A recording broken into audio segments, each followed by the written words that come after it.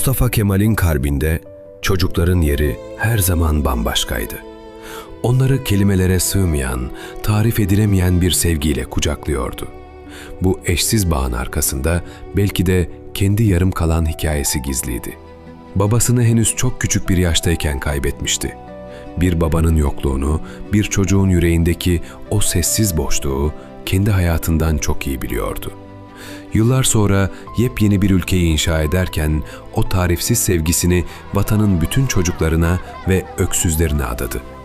Kendi eksik kalan çocukluğunu sahipsiz çocukların ellerinden sımsıkı tutarak iyileştirdi ve belki de tamamladı.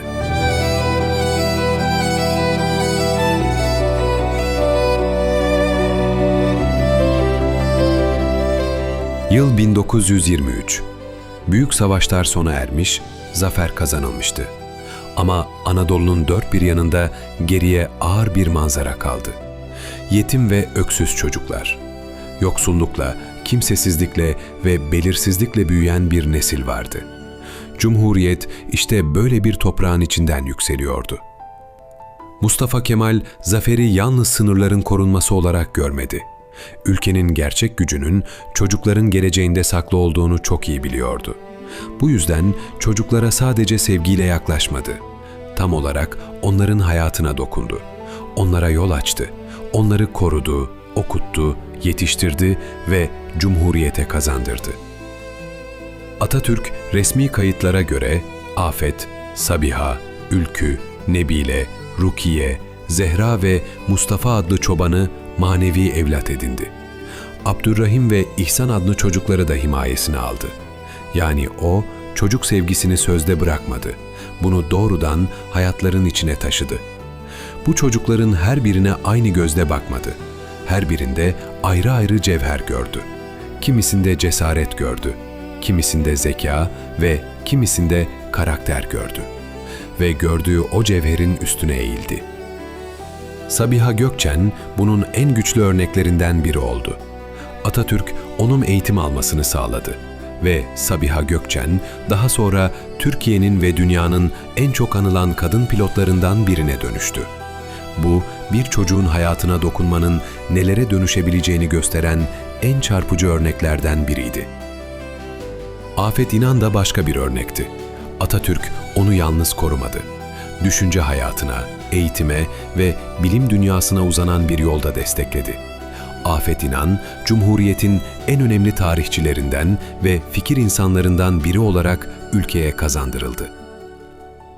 Abdurrahim de bu hikayenin sessiz ama güçlü parçalarından biriydi. Atatürk'ün Van'dan alıp himayesine kattığı bu kimsesiz çocuk, onun koruyup geleceğe hazırladığı hayatlardan biriydi. Burada görünen şey, merhametin çok daha ötesindeydi. Bir çocuğun geleceğini değiştirmeye yönelik bilinçli bir iradeydi. Atatürk'ün ufku, kendi himayesindeki çocuklarla da sınırlı kalmadı. Cumhuriyet'in ilk yıllarında başarılı gençlerin eğitim için Avrupa'ya gönderilmesini destekledi.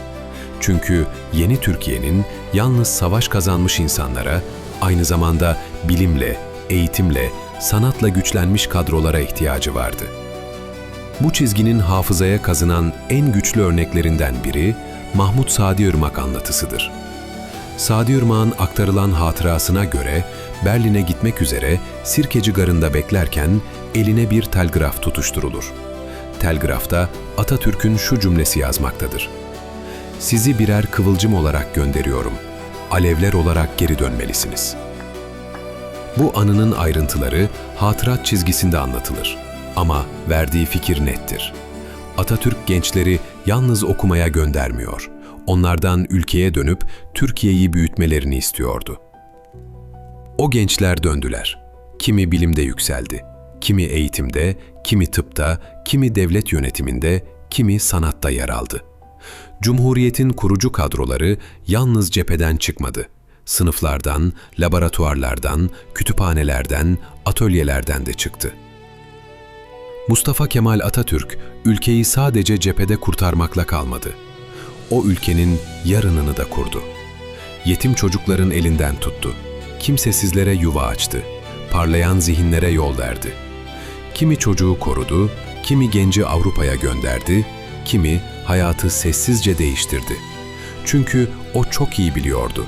Bir memleketin gerçek geleceği çocukların ve gençlerin ufkunda yükselir.